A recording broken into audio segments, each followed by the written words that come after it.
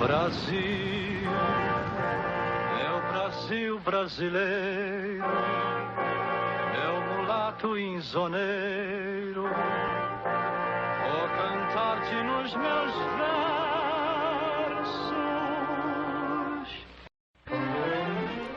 Mais que uma redundância ou clichê, o Brasil brasileiro é uma expressão da nossa cultura que herdamos do passado.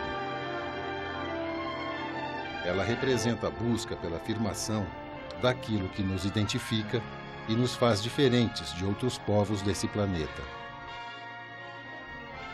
Algo que desperte um sentimento de exaltação das qualidades de uma experiência singular de civilização, que resultou do encontro entre o velho e o novo mundo.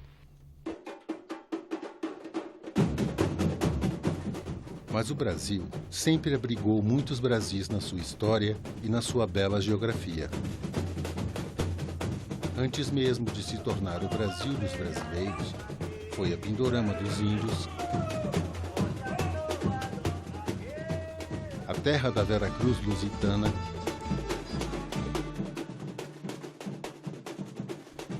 e o destino forçado e cruel de várias etnias trazidas da África.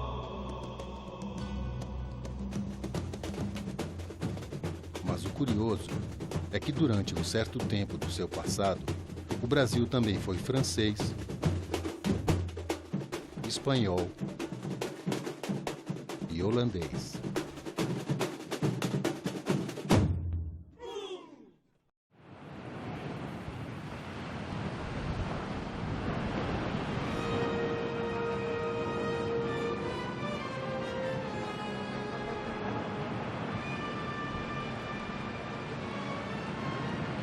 Quando os primeiros portugueses chegaram às terras que viriam a ser o Brasil, aquilo que enxergaram com os próprios olhos acabou virando um segredo de Estado.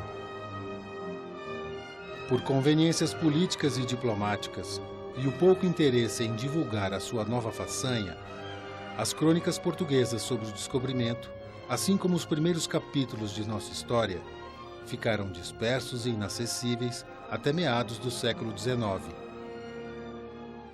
quando foram resgatados por nossos primeiros historiadores durante o processo de independência, ajudando na reconstituição e na reinvenção do passado dessa nação recém-nascida.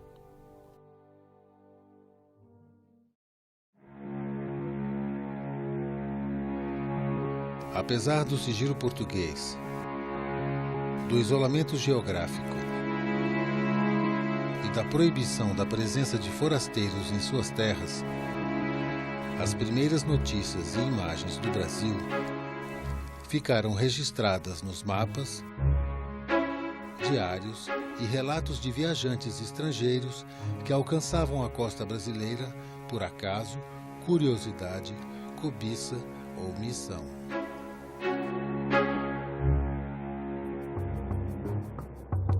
Logo após o descobrimento, e ao longo de todo o século XVI, as narrativas de viagem de navegadores ilustres, corsários sem escrúpulos, religiosos e aventureiros de variada espécie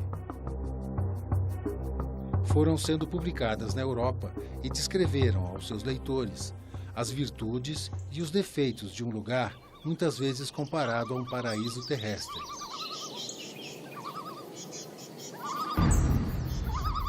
Ou a periferia do inferno.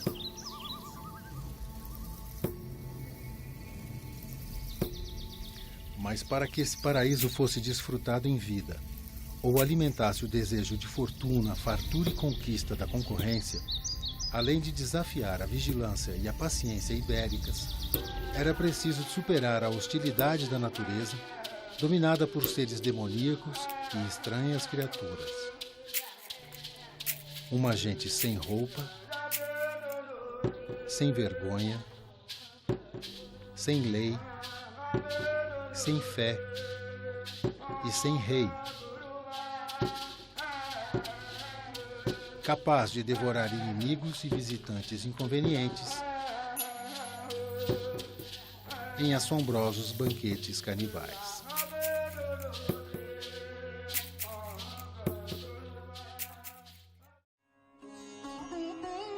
Enquanto Portugal voltava seus olhos e exércitos para o Oriente, durante longos anos, marinheiros e piratas de outras terras, sedentos de riqueza ou carentes de necessidades vitais, desvendavam o segredo de nossas Índias.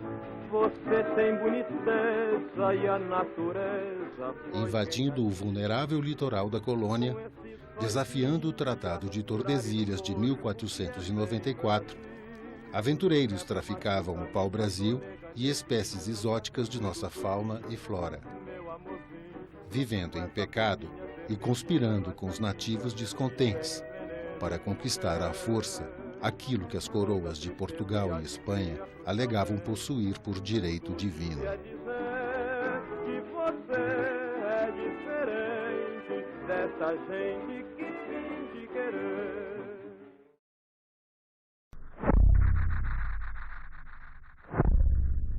Em junho de 1612, uma expedição francesa comandada pelos oficiais de marinha Daniel de Latouche e François de Razilly, à frente de 500 colonos, desembarcam numa ilha do litoral do Maranhão, mais tarde batizada Saint-Louis.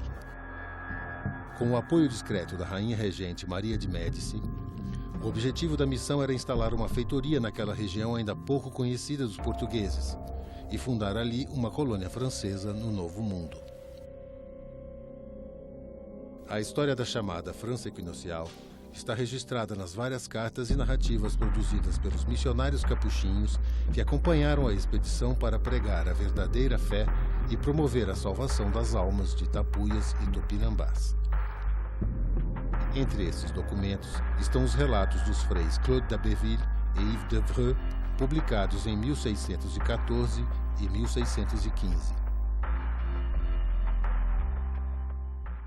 Os dois capuchinhos eram missionários, não é? Então eles foram com o objetivo de catequizar os índios. Eles têm a consciência de que eles vêm para uma outra realidade e eu acho que o mérito é de que eles procuram, no caso desses dois, de que eles procuram salvar a alma dos índios, mas tendo um olhar, digamos assim, de procurar entender o que os índios faziam e como se comportavam. Mais uma vez, a natureza fértil e o modo de vida dos índios brasileiros foram trazidos ao primeiro plano das disputas pelo Novo Mundo. Mas o olhar religioso ganhou um componente político até ali inédito nos relatos. Nesse período, século XVII e XVIII, a catequese tinha necessariamente que levar em consideração os comportamentos. Como é a área, como as pessoas se comportam, quais são as suas divindades, digamos assim. Então, e a partir disso, eles vão montar uma estratégia de catequese. A despeito do esforço dos jesuítas, colonos portugueses e espanhóis promoviam perseguições, escravização e o extermínio das populações nativas em nome do avanço da civilização. Em contraposição a essa violência, d'Abbeville e d'Evreux pregaram a tolerância, a doçura no trato e a conversão pacífica dos nativos pela força do Evangelho. Na ausência dos conflitos religiosos ocorridos na França Antártica, nem mesmo a nudez das mulheres nativas deveria pôr em risco a empreitada. Tal costume, horrível e brutal, era bem menos perigoso que os atrativos lúbricos das mundanas de França, que dão origem a pecados mortais que arruinam as almas. Eles criticam mais, digamos, aquela vida em liberdade, né? O concubinato dos europeus com as índias. Né? Desde que o índio fosse convertido e entrasse, digamos, no padrão, na forma europeia, eles pretendem, então, batizar as índias para que elas possam ter um relacionamento dentro das normas da igreja com os europeus. Em nome de Deus, o bárbaro canibal daria lugar ao bom selvagem. A imagem do selvagem convertido foi transformada no símbolo do sucesso missionário da expedição. As ilustrações do relato do Frei d'Abbeville representam os selvagens vestidos à moda francesa e com os respectivos nomes de batismo. Foram levados diante do rei da França na condição de embaixadores tupinambás. para que declarassem sua total submissão ao soberano e seu reino, e serem exibidos em solenidades que buscariam atrair novos investidores. É que o Abbeville e o Yves Devreux, eles interessados em continuar a catequese no Brasil, eles vão relatar para a Europa e para os seus superiores que a catequese é mais bem sucedida do que ela foi na realidade.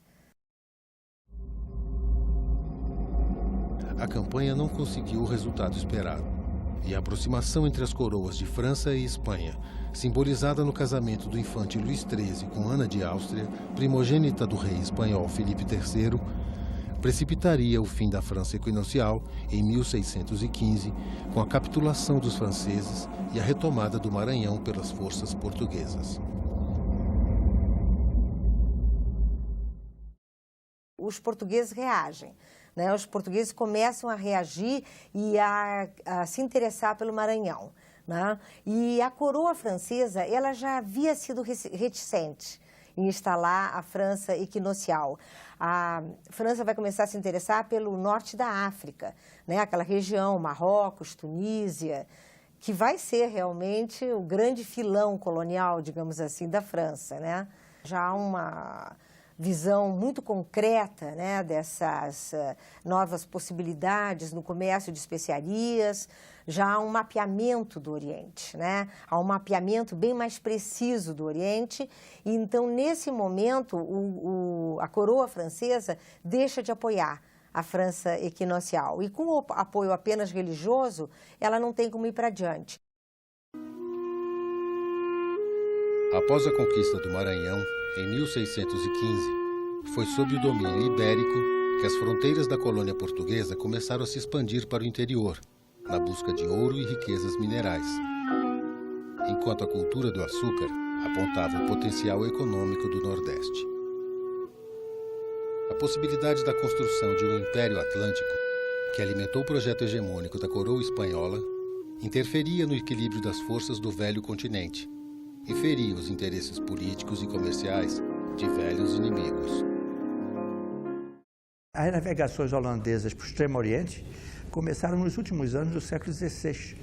Eles só se viraram para o Brasil depois de 1621, por razões políticas e diplomáticas ligadas à guerra de independência que a Holanda mantinha então contra a Espanha.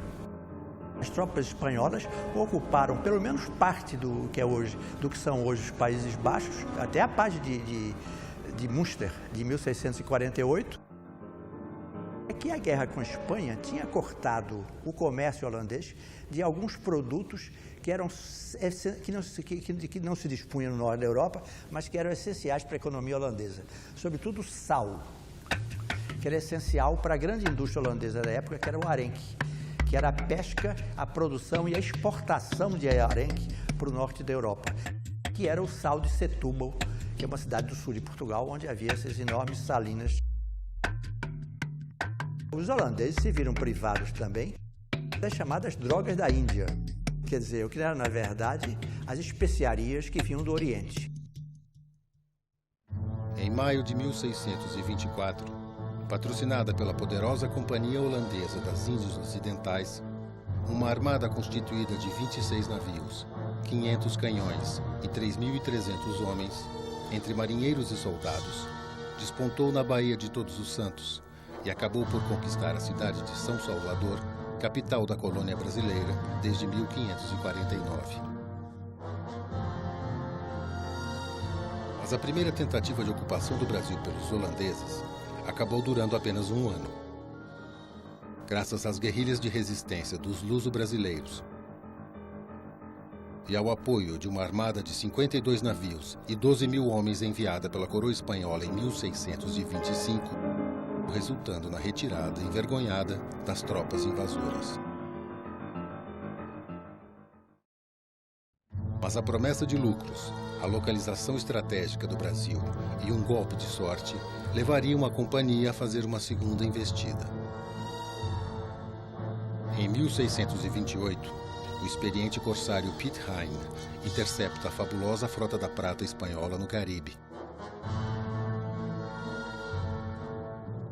E Parte dessa fortuna acaba financiando a invasão de Pernambuco pelas tropas batavas a partir de 1630, resultando na conquista de Olinda e Recife. Foi uma experiência riquíssima por uma razão simples.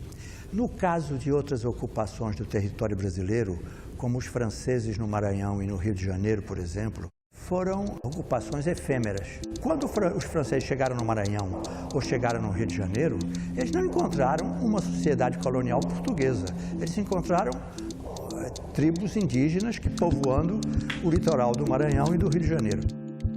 A ocupação holandesa no Nordeste durou 24 anos. Quando os holandeses chegaram em 1630, eles encontraram uma sociedade colonial portuguesa instalada no Nordeste que já havia sedimentado há quase 100 anos. O Brasil, no começo do século XVII, já era a principal colônia portuguesa, comercialmente falando. Quando os holandeses chegam no Recife, em Pernambuco, eles já encontram 162 engenhos de açúcar moentes e incorrentes. De modo que o choque de cultura entre holandeses e portugueses verificou-se num grau que não se podia dar nos outros locais. O que não significa que não tenha havido aqui choque religioso e problemas de adaptação cultural. Nós temos dois conjuntos de relatos, de narrativas acerca do período holandês. E cada um desses conjuntos se compõe de subgêneros, né?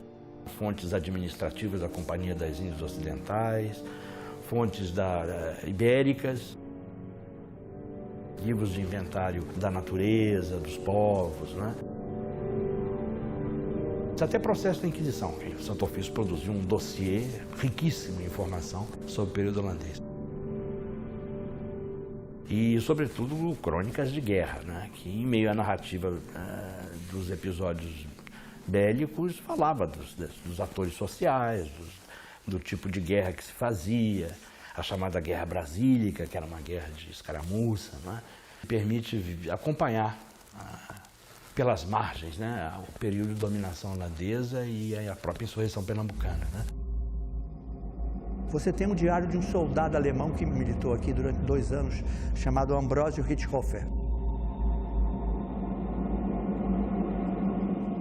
Um relato da conquista de Olinda pelo capelão do almirante que chefiava a frota que invadiu Pernambuco. O nome do capelão era Baars, que tem uma descrição muito boa de Olinda. Você tem o diário de um membro do alto governo holandês, chamado Hendrik Heks, sobre os últimos anos do Brasil holandês. Um holandês chamado Johan Nieuwhof escreveu um livro para defender a atuação do governo holandês do Brasil holandês, que tinha sucedido Nassau. Então é um livro que é basicamente sobre os acontecimentos de 1644 e de 1645, os inícios da revolta luso-brasileira contra o domínio holandês. Agora, misturado a isso, tem uma série de observações que ele faz sobre flora e fauna. O outro grande relato é o livro escrito em francês, por um francês também, funcionário da Companhia das Índias Ocidentais, chamado Pierre Moreau. É uma narrativa dos anos que ele viveu lá, mais ou menos nos anos, um pouco depois dos anos de Nieuwhof. A ocupação holandesa teve o seu clímax com a chegada do conde Maurício de Nassau, em Recife, em 1637. Nascido na cidade de Dillenburg, atual Alemanha, de origem nobre e protestante, ingressou na carreira militar a serviço dos Países Baixos na guerra contra os espanhóis. Contratado pela Companhia das Índias Ocidentais, foi nomeado governador do Brasil holandês, tendo como missão controlar o conturbado ambiente social e reorganizar a economia açucareira da colônia em defesa dos lucros da empresa multinacional. Foi, no meu modo de ver, um governante muito competente, não é? Pelo menos para administrar os conflitos que havia latentes, né, entre os interesses comerciais da Companhia das Índias e os interesses dos senhores de engenho, luso-brasileiros, né? E também para administrar a verdadeira Babel religiosa, que era o Pernambuco holandês, sobretudo Recife, né? Tinha um sino do calvinista, tinha a sinagoga dos judeus portugueses, até católicos, que eram os inimigos por excelência dos holandeses, calvinistas, podiam manter a sua fé. Nassau vivia com a cabeça cheia das queixas que os católicos faziam dos calvinistas, que os calvinistas faziam dos judeus, e etc. A vida dele era moderar esses extremismos religiosos que ele encontrou aqui. E o governo holandês viu os índios como aliados importantíssimos nas guerras pernambucanas, né? A coisa se resumia a tentar formar as crianças indígenas no cristianismo reformado, não é? E em tentar conter digamos, a incontinência da soldadesca que vivia bêbada, vivia em bordéis. Era um exército tremendamente plurinacional. Somente 40% ou 50% dos soldados holandeses eram holandeses. Quando falamos holandês, não são só holandeses, são holandeses, zelandeses, guelders, gente das 7 províncias da República das Províncias Unidas, né? A maioria eram alemães, o que hoje chamaríamos de belgas, compreende? E ingleses e franceses. Mercenários de todas as procedências.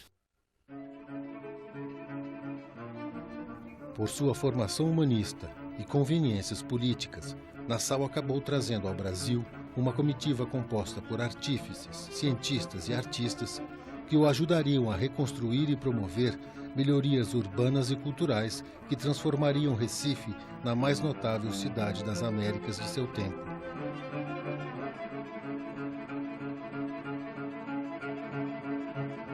O que resultou no Recife, principalmente, de melhorias urbanas, construções, tem a ver com a criação de um ambiente de governança, de um ambiente palaciano, não é? Para as autoridades holandesas, especialmente para o Nassau, não é? Cientistas e artistas também seriam responsáveis por reunir o mais variado conjunto de informações sobre o Brasil produzido desde o descobrimento até as primeiras décadas do século XIX. O primeiro grande aristocrata europeu que via para os trópicos. Era um homem que tinha uma paixão pelo conhecimento e pelo que nós poderíamos chamar hoje de ciência. Era um homem extraordinariamente civilizado e sofisticado, entendeu a oportunidade, entendeu que ele, ao vir ao Brasil, estaria quase indo à Lua. Era uma oportunidade excepcional de levar de volta para a Europa informações científicas e topográficas únicas. Aproveitar o ensejo de que se estava ali, né, para explorar o açúcar, etc., para colher informações, né, e trabalhar essas informações, publicar essas informações. E informações não só por escrito, mas também por meio iconográfico. Nós tínhamos uma representação iconográfica em livros publicados na Europa, feita por pessoas que não tinham estado no Brasil. A confiabilidade do retrato é pequena. Essa é a primeira iconografia que nós temos em série do período colonial. Ali a gente vai ter um grupo de artistas que foi trazido para cá, não é, para as terras do Brasil, para construir uma iconografia particular. Ao retornar à Europa em 1644, Nassau confiou boa parte desse material a um famoso erudito chamado Gaspar Barléu, para que compusesse uma obra sobre os feitos do conde durante os 7 anos que passara no Brasil. O Rerum per Octennium em Brasília, história dos feitos recentemente praticados durante 8 anos no Brasil, publicado em 1647. O Barléu nunca veio ao Brasil. É uma história do período do governo nassoviano que Nassau contratou, porque Nassau tinha um senso agudo da autopromoção. O Barléu faz uma apologia do Nassau, não é? Das realizações do Nassau, da habilidade do Nassau em administrar conflitos e tensões. Barléu reuniu mapas e plantas dos núcleos urbanos e fortificações. elaborados pelo cartógrafo e botânico Georg Markgraf.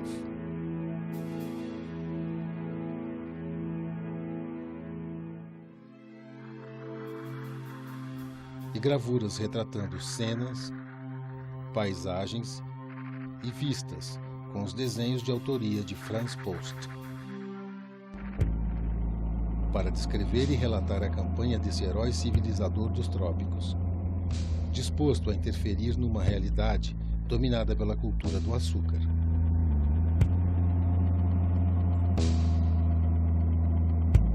Em torno da qual se desenvolvia uma sociedade primitiva e já misturada, entregues ao ócio e à libidinagem, como se não houvesse pecado nesse lado de baixo do Equador. Foi muito importante para essa nostalgia naçoviana que se construiu no Brasil, que no limite apregoava que o Brasil teria sido melhor se fosse colonizado pelos holandeses, né? As primeiras imagens autênticas, quer dizer, feitas por artistas que estavam no Brasil, são as dos artistas trazidos pelo Maurício Nassau por volta em 1637 no Nordeste. Nesse momento, os artistas eles estão trabalhando sob as ordens dos cientistas. Membros do aparelho científico, digamos assim, Todo mundo era garoto. O Maurício Nassau tinha 32 anos, o Franz Post tinha 25, o Eckau tinha 26, os cientistas também estavam nessa faixa de 20 e tantos, os médicos, e todo mundo saiu coletando dados sobre o Brasil.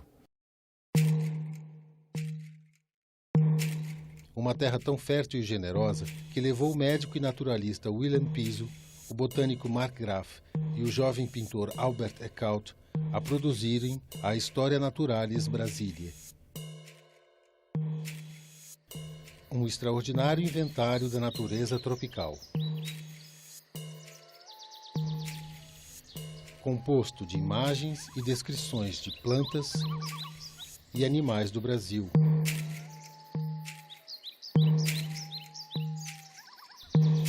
e inéditos estudos sobre doenças, terapias e costumes indígenas.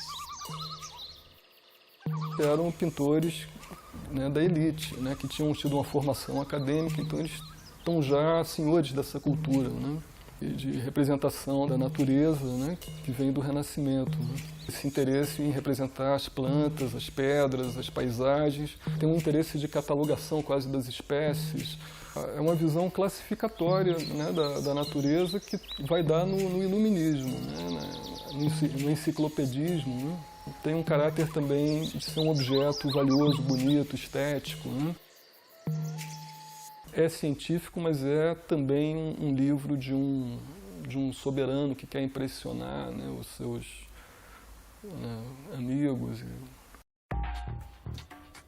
Considerada a primeira grande obra científica sobre a colônia brasileira, foi editada e publicada em 1648 pelo cosmógrafo e diretor da Companhia das Índias Ocidentais, Johannes de Laet.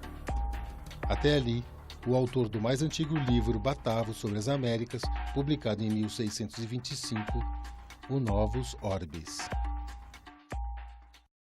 Ele era um dos diretores da Companhia das Índias, do Burô, chamado Conselho dos 19 Senhores, que era uma espécie de diretoria, né, da companhia. Né? Bom, era um grande mercador, mas um sábio, um professor na Universidade de Leiden. Ele tem um texto, digamos, histórico, muito importante, que se chama História ou Anais dos Feitos da Companhia das Índias Ocidentais.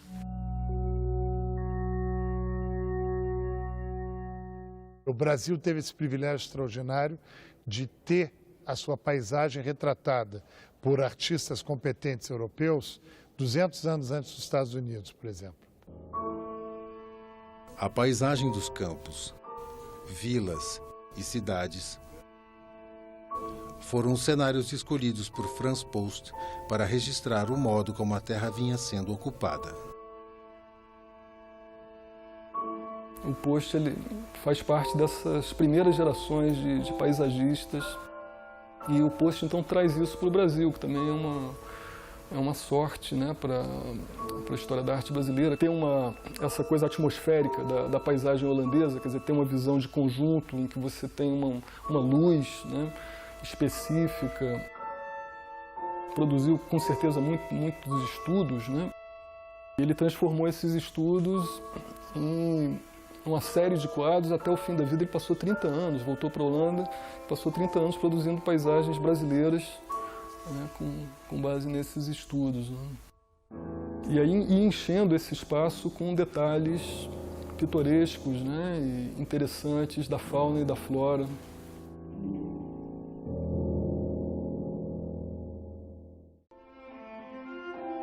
O exotismo e a variedade da natureza tropical inspiraram o jovem pintor Albert Eckhout a trazer ao primeiro plano de suas telas índios, negros e mestiços, mostrando de forma inédita ao público europeu as matrizes da sociedade colonial brasileira. Muito ficcional, quer dizer, no sentido que ele mistura elementos culturais diversos, né, de colônias, né, orientais e americanas, né. O pintor representa os índios com eles, né, diante deles, né, diante do modelo, né, uma pintura de observação, documental. Essa série do Eckhout, ela tem uma leitura muito claramente evolucionista, né? Quer dizer, que começa no índio mais afastado da civilização, né? Mais selvagem, carregam, né, pedaços de corpos humanos, né?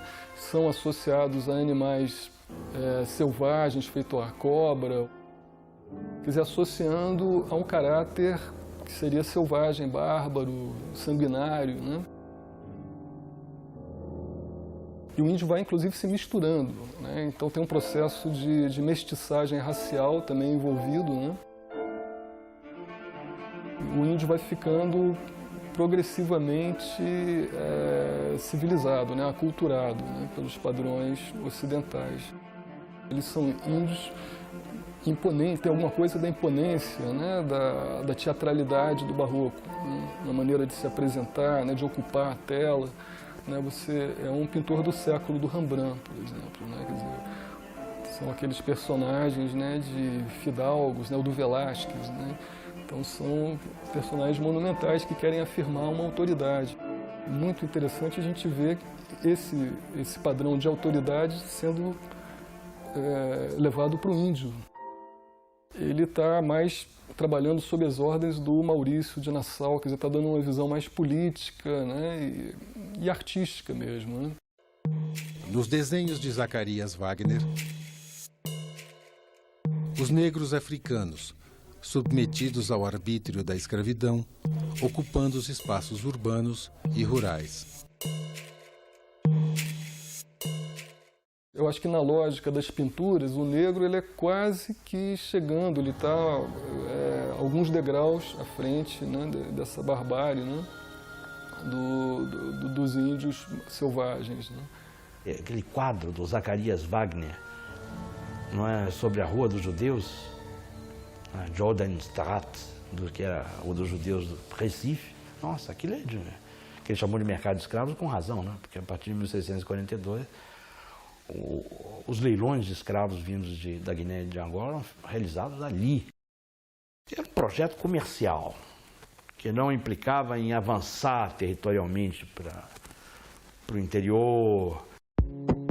Os holandeses acabaram estabelecendo uma meta que consistia em controlar as regiões litorâneas. Conquistaram também o Maranhão, conquistaram o Sergipe, conquistaram o Ceará durante um tempo. Nassau tentou conquistar a Bahia em 1638, fracassou. Havia também planos para se conquistar o Rio de Janeiro. Estendeu os tentáculos da Companhia de Comércio pela costa da antiga América Portuguesa e também pela costa da África Ocidental, que era vital para o fornecimento de escravos para a lavoura canavieira no Brasil. Não era um projeto de povoamento, de ocupação, de colonização no sentido amplo. Os quadros do Franz Post nunca foram feitos para circularem no Brasil, eles foram feitos para circular na Europa. Não é? Eles são muito bonitos, hoje a gente tem eles em várias coleções brasileiras, mas eles foram feitos para divulgar a ação colonizadora holandesa no mundo onde os holandeses tinham seu interesse. Os desenhos do Eckhout foram depois dados de presente para o rei da França e foram desenvolvidas tapeçarias francesas com esses desenhos. É uma evidência de que essa criação não era feita para promover a terra do Brasil entre habitantes da terra do Brasil, era feita para promover a obra colonizadora de determinados estados colonizadores na própria Europa, entre outros estados colonizadores. Sérgio Buarque de Holanda que disse: toda essa monumentalidade do Brasil holandês não passava de fachada. Na realidade, ele estava fazendo tudo aquilo que fez pela Companhia das Índias Ocidentais, pelas condições ideais de seu governo, e para fornecer esse outro lado, né, de informação científica para o mundo letrado, intelectual holandês. Sérgio Buarque, aliás, foi um dos primeiros, em 1936, no Raiz do Brasil, a questionar o que já era mais ou menos uma ideia divulgada no meio intelectual brasileiro, de que se a colonização fosse feita pelos holandeses, o Brasil seria menos arcaico, menos problemático do que era. Graças à crônica produzida nesse período, é possível explicar os motivos que levariam o empreendimento holandês à deriva. O grande trunfo comercial da Companhia das Índias Ocidentais era o Nordeste, era o açúcar do Nordeste. Mesmo no governo Nassau, que foi o período mais pacífico do Brasil holandês, a produção de açúcar do Nordeste foi inferior ao que era antes da ocupação holandesa. Havia o problema da dívida dos senhores de engenho luso-brasileiros e holandeses também, que também eram devedores. Quando Nassau chegou, a agroindústria estava arruinada. Uma parte dos senhores de engenho, um terço ou até mais dos senhores de engenho, tinham se retirado para a Bahia e abandonado os engenhos. Houve também um fato fundamental, que foi a restauração portuguesa em 1640, a restauração do domínio espanhol. Os portugueses, então, trataram, uma vez restaurado Portugal, procuraram reaver as colônias que eles tinham perdido durante o período holandês. O próprio governo português tinha interesse em reaver, em instigar, em estimular uma revolta da comunidade luso-brasileira no Nordeste para expulsar os holandeses. E quando começou a guerra em 1645, ficou praticamente paralisada a produção de açúcar lá de Pernambuco. Quando em 45 começou a Revolução e já não houve a mesma quantidade de açúcar enviada para a Holanda, as finanças da Companhia das Índias Ocidentais foram à garra. Após longos anos de guerrilhas sangrentas, traições e ameaças de calote, dispondo de um exército improvisado, formado por índios, negros e mestiços, munidos de espingardas, espadas e arco e flecha, espanhóis, portugueses e luso-brasileiros impuseram a rendição das tropas holandesas em 1654.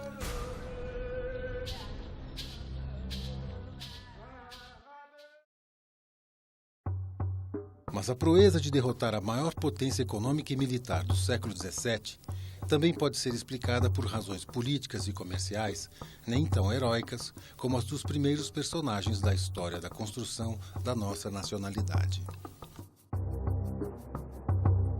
Desde a restauração do domínio espanhol em 1640, sob ameaça constante à integridade do seu próprio território, a coroa portuguesa atravessou anos em negociações com as Repúblicas Unidas dos Países Baixos, que resultaram na assinatura do Tratado de Haia, concluído em 1661.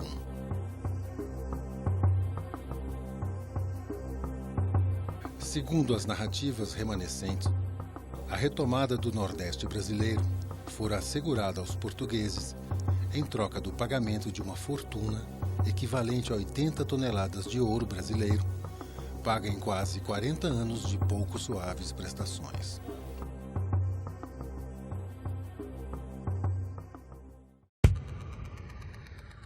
O modo português de governar também ficou registrado nos relatos de mais um temido corsário francês chamado Duguay Drouin.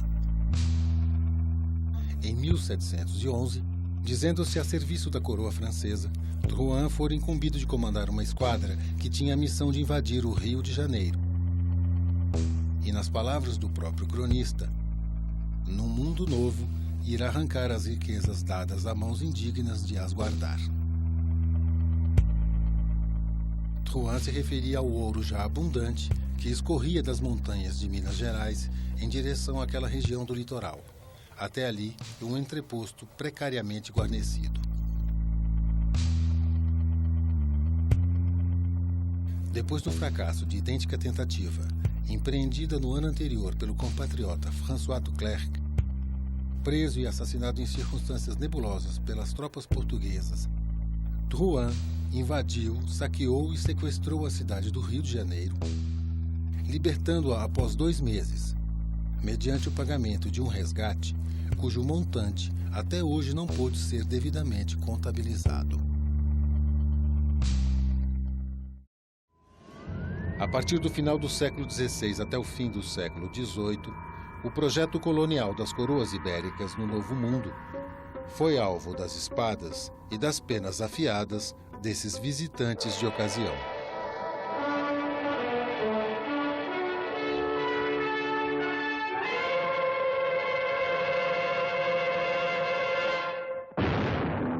Reunindo as narrativas dos bucaneiros, corsários e piratas que aportavam por aqui, boa parte a serviço das coroas europeias, traziam, em sua grande maioria, críticas contundentes ao modo peculiar e pitoresco como os portugueses e espanhóis colocavam em prática a ocupação do continente sul-americano. Cavendish, Francis Drake, Lancaster, Dampier era bucaneiro na América Central. Então era um bucaneiro famosérrimo. O Piratas do Caribe é baseado nessa gente. É chamado pelo governo inglês para fazer suas viagens a mando do governo inglês, com aval e com dinheiro do governo inglês. Falou-se do índio no século XVI e depois foi-se falar do índio lá no romantismo, no século XIX. Lá no romantismo é que vai voltar a ideia do bom selvagem, do índio como a origem da nação, essa coisa toda. Isso é uma outra história. Só que, de repente, eles desaparecem dos relatos. E quem vai ocupar o lugar deles são os colonos, porque começam a se inaugurar as primeiras cidades e os viajantes passam a ser proibidos, desde 1591, a penetrar no interior do país. Então, o que você conhece do país é o litoral, são as cidades litorâneas. E cidades litorâneas já não tem índio. Os índios estão distantes já. Cidades litorâneas têm colonos. São os colonos formando a sua vida com seus escravos negros, na maior parte, que estão cada vez se avolumando mais nas cidades, e é isso que os viajantes vão ver. Nos outros relatos você percebe que o outro, o exótico, é o índio, né? Para os ingleses, aparentemente, principalmente depois da década de 1580, não. O exótico, o estranho, o outro, o inimigo são os portugueses e os espanhóis. Começa-se um padrão também. Que padrão é esse? Se a natureza é pródiga, o grande pecado, a grande mácula da terra é o colono. O colono não presta. O colono não presta por quê? Porque ele não trabalha. Ele tem uma vida totalmente desregrada, porque ele é envolvido completamente pela luxúria, porque ele é ciumento. Ele é mesquinho, porque ele guarda tudo para levar embora para Portugal. Ele é pão duro, indolente, ele vive miseravelmente, ele come pouco, ele é frugal. Os comerciantes não sabiam fazer conta. Os boticários não entendiam nada de ervas e de remédios. Ou seja, ele é um bárbaro sem etiqueta, sem nada. Por exemplo, se você quiser saber da mulher, o Laval, que passou em 1601 na Bahia, ele é decisivo, porque ele foi o primeiro a insinuar que a mulher brasileira era leviana. Então ele tem um papel enorme na construção dessa imagem da mulher, porque ele foi repetido. E depois ele foi repetido por um outro camarada famosíssimo, o James Cook.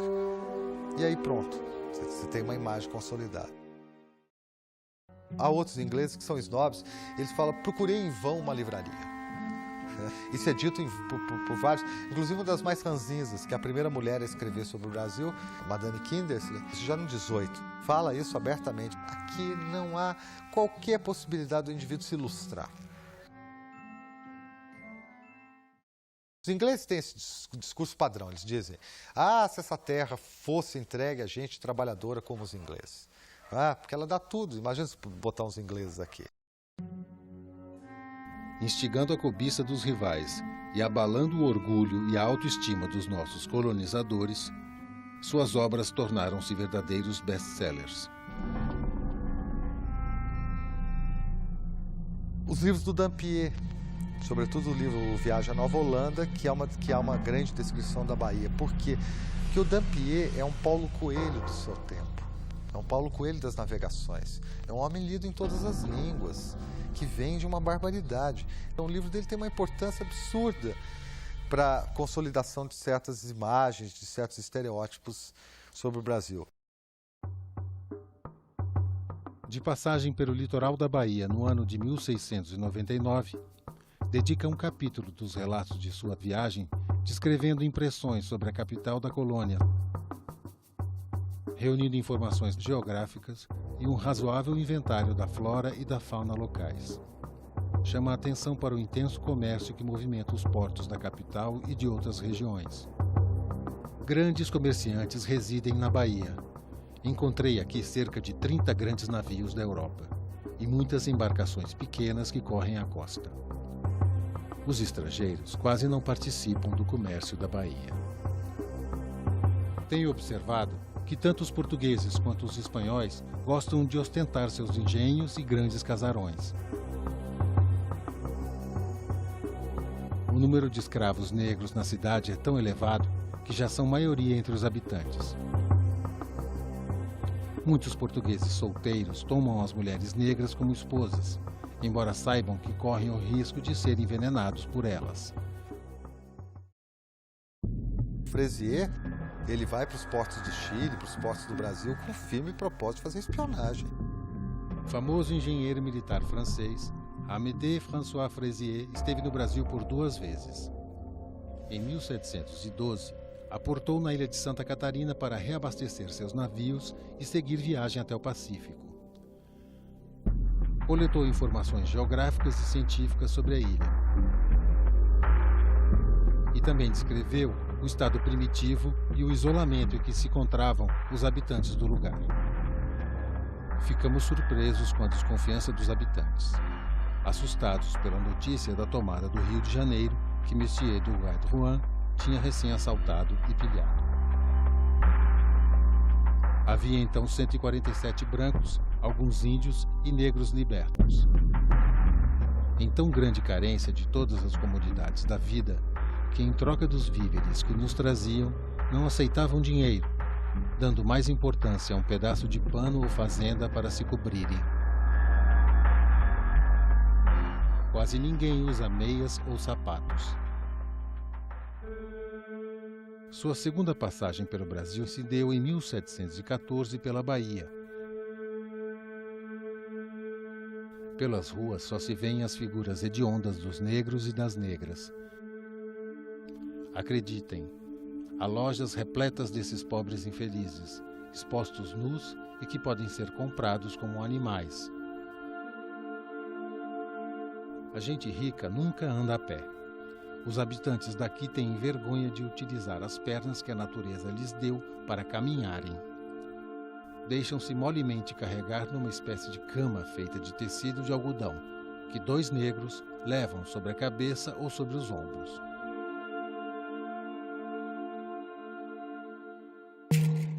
Os portugueses são tão ciumentos que mal permitem que suas mulheres frequentem a missa nos dias de festa e nos domingos. Não obstante todas as precauções, elas são quase todas libertinas e sempre encontram meios de iludir a vigilância de seus pais e maridos.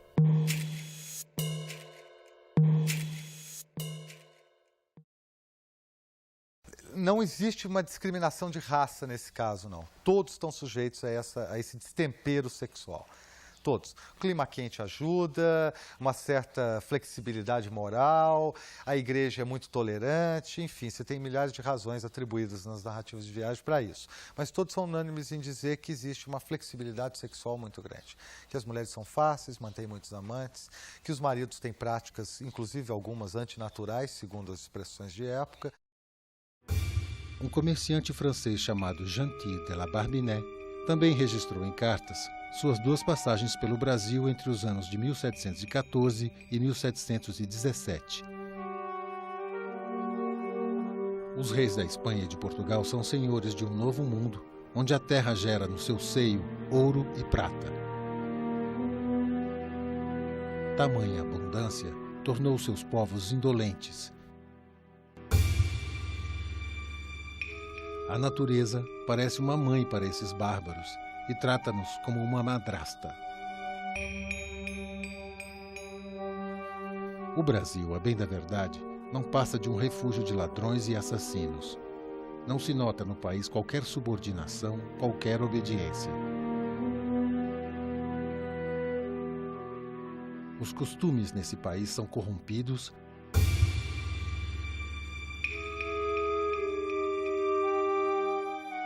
e os homens não ruborizam por nada.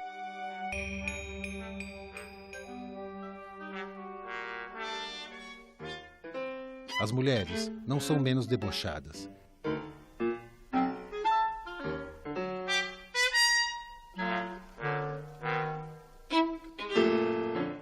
Publicamente vivem de maneira completamente desregrada.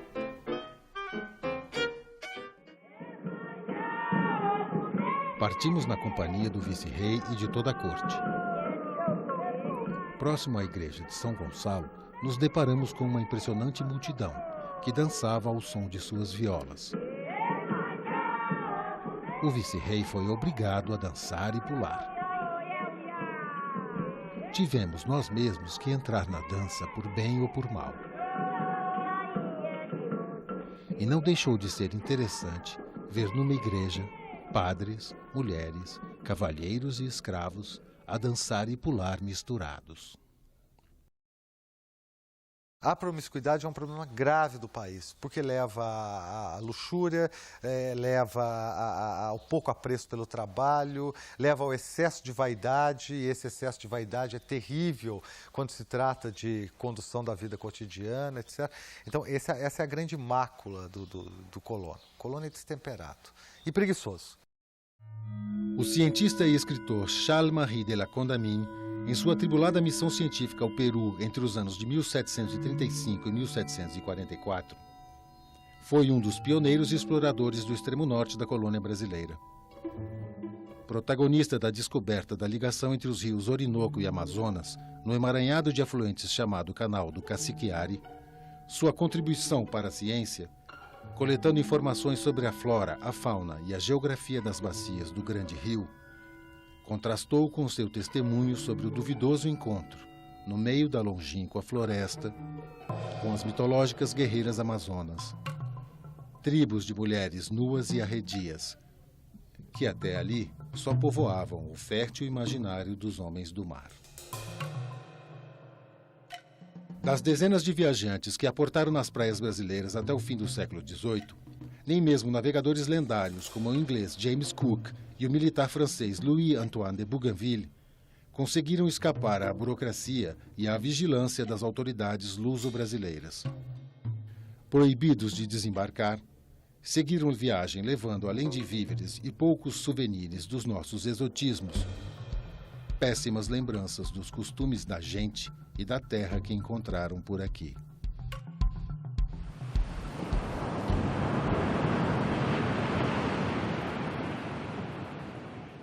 Boa parte da ideia que os europeus fizeram do Brasil durante pelo menos 300 e poucos anos saiu da pena de viajantes estrangeiros que passaram por aqui e que escreveram esses relatos apressados, alguns mais apressados, outros menos, alguns mais cuidados, outros menos, alguns mais detalhados, outros menos, mas foi da pena dessa gente. E como esses relatos foram fundamentais para os começos da nossa historiografia, então a nossa visão é muito marcada, né? Nossa autoimagem, digamos assim, né? Sobretudo nos primeiros livros de história. A primeira elite intelectual que disse assim, nós somos brasileiros e pensamos o Brasil. A primeira elite que se entende como uma elite intelectual brasileira. Ela pensou muito pelo filtro dos viajantes. A identidade é construída, não existe uma identidade inata. Então, uma parte da construção da identidade são os relatos feitos de fora, não é, sobre o outro. A gente pensava que a questão da identidade fosse uma questão superada, mas a gente está vivendo um momento de tanta fragmentação, de tantas mudanças, né, nesse cenário globalizado, nesse cenário dito pós-moderno, né, as viagens se aceleraram muito e as mudanças, as diásporas, né, o tema da imigração, tudo isso mexeu de novo, basculou com a questão nacional, né? E a questão da identidade vem de novo à tona e a questão da identidade remete às viagens e remete também aos relatos que esses viajantes deixaram. Quem eu penso que eu sou? Quem eu penso que sou? Quem você realmente é? Quem eu penso que sou? Ai. Eu sou pequenininho, sou ninguém. Mas a gente acha que se conhece muito, né? Eu penso que eu sou mais uma pessoa no mundo, no país. Olha, é difícil achar um defeito no brasileiro, sabe? Não acreditar nele. Muito problema na política, corrupção. Comprar e não pagar. Tudo tem seu jeitinho. Jeitinho brasileiro, dá uma de esperto. É uma estratégia de fuga rápida. Isso é ser passivo. Porque os rumos da revolução no fim de semana e na segunda esquece, né? Não adianta também só colocar a culpa nos políticos. Eles ficam gritando, eu sou brasileiro, eu sou brasileiro. Prefere se preocupar com milhões gastando no estádio para a Copa. Faltam muitas coisas para ser brasileiro. Não que isso seja errado, mas que tem outras prioridades. As pessoas brigando por meu estado, não. O nosso país. Quando você se depara com outras situações, vivendo com outras realidades. Quando a gente viaja para o exterior, né? As pessoas falam, você é brasileiro? Eu sou. Essa é a amistosidade do povo brasileiro. E o samba, e o futebol, como é? Como é que um povo que sofre tanto consegue ser tão feliz e tal? Isso é ridículo. Um povo que caloroso, que recebe bem qualquer pessoa. Não existe essa cultura lá fora. Você entra em conflito com a sua identidade, quem você realmente é. Apesar dos pesares, eu acho que o Brasil está vivendo um período bom. Nós já somos uma potência. Essa fama de vira-lata nossa já passou, né? Acho que eu não sou de lugar nenhum, eu sou cidadã do mundo, né? Eu não acharia ruim o Brasil deixar de ser Brasil e passar a ser parte de um mundo que é um mundo só sem fronteiras.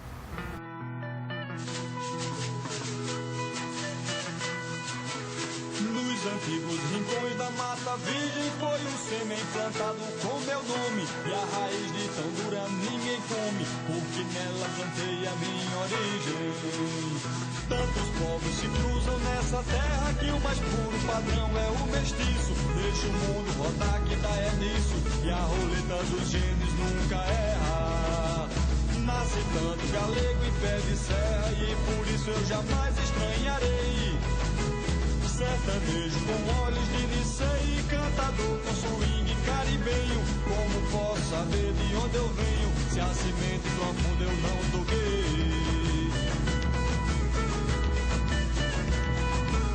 Como posso pensar ser brasileiro e enxergar minha própria diferença, se olhando ao redor vejo a imensa semelhança ligando o mundo inteiro?